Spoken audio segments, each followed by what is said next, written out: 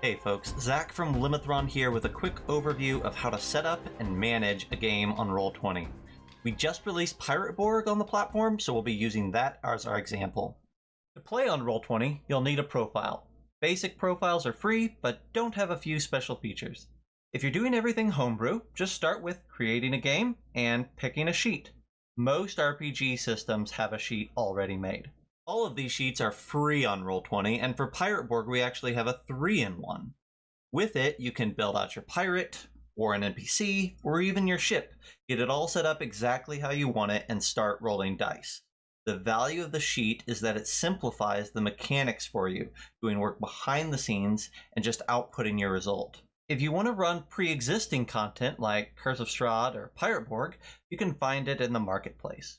Go to Marketplace, select Pirate Borg, and then create game with module once you've purchased the product. Don't create a game from scratch if you want to later use a module. You won't be able to add it later. The value of a module is that it already has a bunch of stuff preloaded and ready to go. Usually this will include, at minimum, some maps, an adventure overview, and handouts for your players. In Pirate Borg, you have the complete rulebook, plus some extras we'll cover in a second. It also has a reference doc, which is great for looking up specific roll tables and other fun things on the fly. Once you've created your game or selected a module, go ahead and name it and you're ready to launch. Top right, you have your navigation. Here you can chat, upload and share art library assets, utilize the journal, access a compendium if there is one, add and remove things from the jukebox, which is your music, macros, and then your basic settings. I like to turn off voice and video because I typically use Discord instead. In the journal, you'll find the full adventure, the full rulebook, and everything is shareable with all your players. This includes handouts like NPCs, monsters, ships with their stats, and even things like different class options. The entire rulebook is here for you to peruse. On the left is your tools. Things like drawing, inserting text, adding lighting elements, adding fog of war, measurement tools, tracking initiative, and a dice roller. Down here, you have your layers. There's a token layer, which is where you put all of your monster and character tokens that you want seen by the players. The GM only layer, which is where you can hide monster tokens until you're ready for them. A light layer, which is where you can create walls or other things to inhibit your character's line of sight.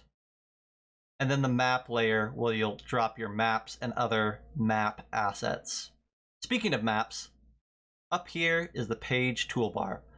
Here you'll find your tokens library, your ships tokens, the Dark Caribbean map, water maps, extras of those, and then the Curse of Skeleton Point and all of the maps that come with it. Each map already has the tokens you'll need on it.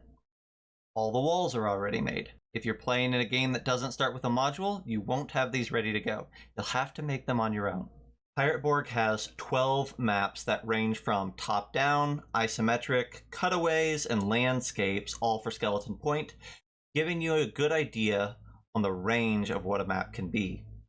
We went ahead and put all the numbers in the GM layer with the enemy tokens. If you ever want to make something visible to the players, simply go into the GM layer, right-click on the asset you want to show, and move it to either the map or the token layer.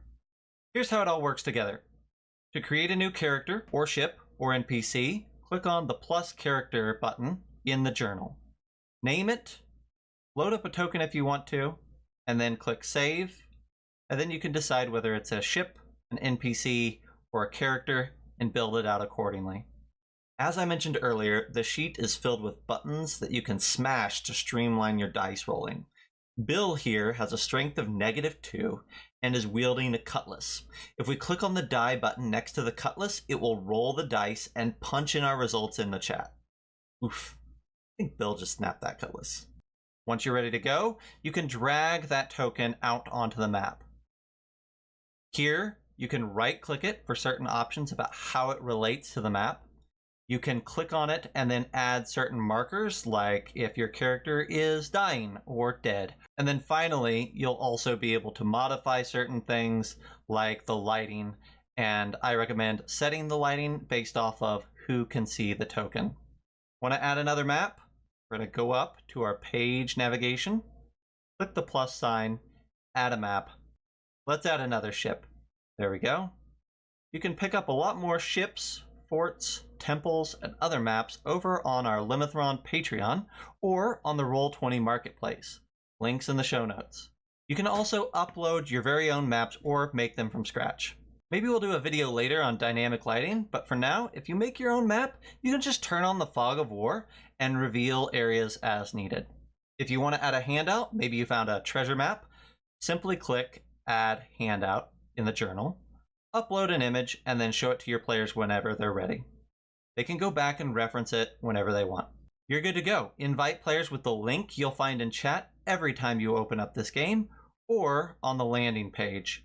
Once you've invited somebody, they're good to go unless you choose to kick them. Thanks for watching, folks. If you found this video helpful, we'd love it if you'd subscribe to the channel and or pop over to Patreon and subscribe there and score yourself a bunch of maps, and or head over to Roll20 and pick up Pirate Borg, our own RPG where you raid, pillage, and plunder as pirates in a rules light system. Thanks again, and we'll see you next time.